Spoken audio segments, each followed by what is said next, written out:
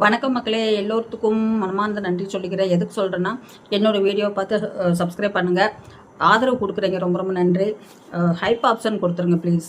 இன்றைக்கி எங்கள் ஃபேமிலியை பற்றி தான் பேச போகிறேன். நான் அப்பா சொத்து 3 பேர், அதுக்கு வாரிசு அப்பா சொத்து. இதில் என்ன ப்ராப்ளம் அப்படின்னா, அப்பா அம்மா இருக்க வரைக்கும் எந்த பிரச்சனையும் இல்லை, எல்லாம் கப்பு சுப்புன்னு டுகுடுன்னு இருந்தாங்க. எனக்கு காசு கொடுத்தா கையெழுத்து போடலாம் வேண்டாம் அப்படி தான் சொன்னாங்க அப்பா. அம்மாவும் அதே தான் சொன்னாங்க. ஆனால் எங்கள் சொந்தத்தில் எங்கள் அக்கா வீட்டுக்காரர் அவங்களுக்கும் கூட அதான் சொன்னாங்க. அவங்க கூட சொல்லியிருக்காங்க.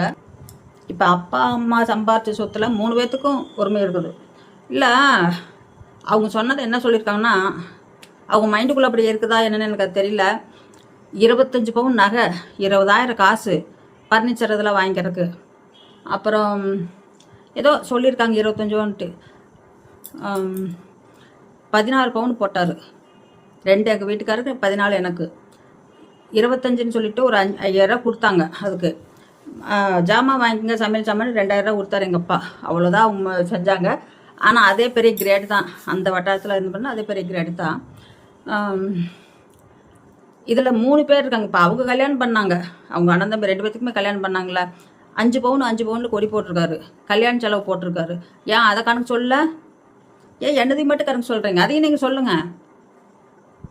நான் இந்த ட்ரிப்பு சொல்லத்தான் போகிறேன், என்ன அதையும் சொல்லணும்.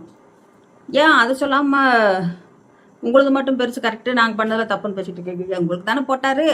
உன் பையன் படிக்கிறப்ப ஃபீஸ் கட்ட முடியல, அம்மா கொண்டு வந்து 1,500 வேறு சொந்தூரில் கட்டிட்டு வந்துச்சு. அந்த நன்றியெல்லாம் மறந்துட்டீங்களே. அம்மா அப்பா 2 பேர்த்தையும் கடவை குத்துன அடிச்சு இல்லை, கொஞ்சம் நான் அதை யோசிச்சு பாரு.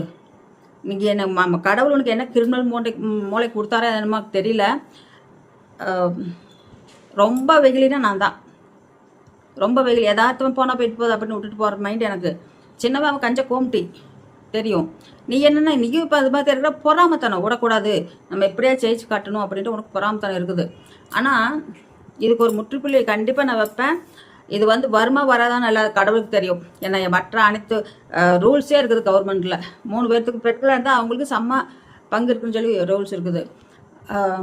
பார்ப்பேன், லாயர்கிட்ட நேற்று பேசினேன். ஒரு சின்ன டீட்டெயில்ஸு, நான் வரணும் அங்கே கேஸுக்குள்ள இல்லை, என் பேரன் 2 பேர்த்து மேலேயும் உயிர் எழுதி வைக்கிறேன். நான் ஸ்ட்ராங்காக எழுத போகிறேன். இது சும்மா விட்டேன்னா எனக்கு ஒத்து வராது. ஏன்னா எனக்கு உடல்நிலை சரியில்லாமல் இருக்குது, எந்த வேலையும் செய்ய முடியாது, இன்னும் பண்ண முடியாது. ஊருக்கு போயிட்டு 10 நாளாக பெட்லேயே படுத்திருந்தேன். அவ்வளோ டயர்டு, என்னால் முடியல. தைராய்டு, சுகரு, சைக்காலஜி டேப்லெட் போடுறது. சைக்காலஜி டேப்லெட் 2 நாள் போடலினாலும் என்னால் தலை சுற்ற ஆரம்பிச்சிடும். அந்த மாதிரி இருக்கும். Over tension. நான் என்ன இப்போ என் பிள்ளைக்கு தேவிக்கு ஓரளவுக்கு அங்கன அம்மா செஞ்சுட்டு போச்சு. என் சின்ன பொண்ணுக்கு நான் என்ன செஞ்சுருக்கிறேன்? படிக்க வச்சுருக்கிறேன். அது பிச்சை எடுத்து படிக்க வச்சுருக்கிறேன். வேறு ஒன்றும் அதுக்கு செய்யலை. சப்போஸ் அவங்க என்னை கடைசி காலத்தில் பார்க்கணுன்னா 10 பைசா என்கிட்ட இருந்தால் தான் நல்லா பார்ப்பாங்க, இல்லைன்னா பார்க்க மாட்டாங்க. அதை ஏன் இப்படி பண்ணிகிட்டு இருக்கிறீங்க? கொடுக்க வர வேண்டிய நீங்கள் என்றைக்கு இருந்தாலும் வர்றதா, அதில் போட்டு இப்படி கோல்மால் பண்ணி என்ன சொல்கிறது, 3 பேர் அண்ணன் தம்பி 2 பேர் பிரியாமல் சேர்ந்துருக்கணும் அப்படின்னு சொல்லி அந்த தோட்டத்தை எழுதி வச்சு உயிர் எழுதி வச்சுட்டு வச்சுட்டார். செல்லப்பகவுண்டர் இப்படி போகுது கையெழுத்து. செல்லப்பகவுண்டர் கையெழுத்து அந்த பத்திரத்தில் இருக்கும்ல, இதையும் மேட்ச் பண்ணி பார்த்தா சரியாக போச்சு. எப்படி இருக்குன்ட்டு இப்படி என்னென்னா, ஒரு சில பேர்த்துக்கு நான் பேர் சொல்ல விரும்பலை, பயங்கர கோபம் வந்துருச்சு எல்லாத்துக்குமே. ஏன் இப்படியெல்லாம் ஏமாற்றிட்டு திரிகிறாங்க? ஏமாற்றாமல் இருக்க முடியாது அவங்களால. என்னென்னா 3 பேர்த்துக்கு உரிமை இருக்கு. நீ எத்தனை போராடினாலும் கவர்மெண்ட் எந்த கோர்ட்டுக்கு போனாலும் லாஸ்ட்டில் நான் இருக்கணும் இல்லையோ, நீங்கள் இருக்கீங்க இல்லையோ, அவங்க எடுத்து கேஸ் நடத்தாலும் எனக்கு வர்ற பங்கு வந்ததே ஆகும். 60 சென்ட் தான் வரும், 100 சென்ட் தான் வருதுலாம் சொல்லாத. எனக்கு வர்ற 2 ஏக்கர் வரும்.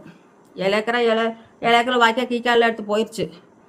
ஆளுக்கு 2 ஏக்கர் வரும்ல, அது எப்படி உனக்கு மட்டும் வரும்னு நீ அப்படி ஐடியா போட்டுக்கிற? நீங்கள் வேஸ்ட்டு செலவு பண்ணுறீங்க, அவ்வளோதான். வேஸ்ட்டு செலவு பண்ணி டயத்தை இது பண்ணி வந்துக்கிட்டு.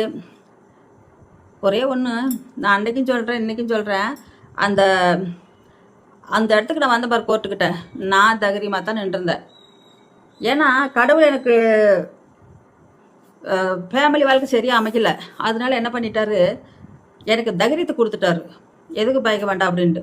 செத்தா சாவு, அவ்வளோதான். அடித்தா கொண்டுட்டு போயிடலாம். என்னை கொண்டு அப்புறம் நீங்கள் போய் ஜெயிலுக்கு போக வேண்டியதானே? விடுவாங்களே பிள்ளைங்க? கேஸ் போடாமல் இருப்பாங்களா? சும்மா விட்டுருவாங்களா?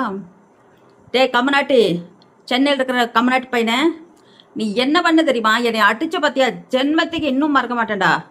மண்டையாக கொட்டுனேன் தெரியுமா, மண்டையாக கொட்டினேன். இந்த இடத்துல சும்மா பல்ல அப்படி வெறுவிக்கிட்டு கொட்டியிருக்கானுங்க.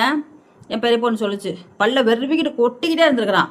மயக்கமாயிருச்சுங்க, எனக்கு ஒன்றுமே இல்லை. சத்தியமாக சிவன் மேலே ஆணையை சொல்கிறேன், நான் சத்தியமாக சொல்கிறேன். இந்த ருத்ராட்சி மேலே போடுற சிவன் மேலே ஆணையை சொல்கிறேன், நீ நல்லாவே இருக்க மாட்டேடா. என் மனசு இன்னும் வேகுது. நீ எத்தனையோ நாள் சொல்லிட்டேன், இன்னும் என் மனசு வேகுதுடா. உனக்கு இன்னும் பனிஷ்மெண்ட் கொடுப்பார் கடவுள். பாரு, உன் பையனுடைய வாழ்க்கையில் நீ பாரு எப்படி போகுதுன்ட்டு. குடும்பம் அமையாது அதுக்கு. ஏண்டா கல்யாணம் பண்ணாலும் குடும்பம் அமையாது, பிச்சுக்கிட்டு போயிடும். கண்டிப்பாக இது நடக்கும். பெரிய வேணுமா செருப்புலையே அடிக்கிறான். தேவையில்லாம ஆமாடா, நான் அப்படித்தான். நீங்கள் ஏன் போயிட்டு சொல்லிட்டு கிடக்குறீங்க? உங்கள் வீட்டுக்கு நான் பொண்ணு எடுக்க வரேனா, இல்லை எனக்கு பையன் இருக்குது, அதுக்கிட்ட கல்யாணம் பண்ண முடியல, பிள்ளை இருக்குது, கல்யாணம் பண்ண முடியலன்னு சொல்லி ஏதாவது வரணும்.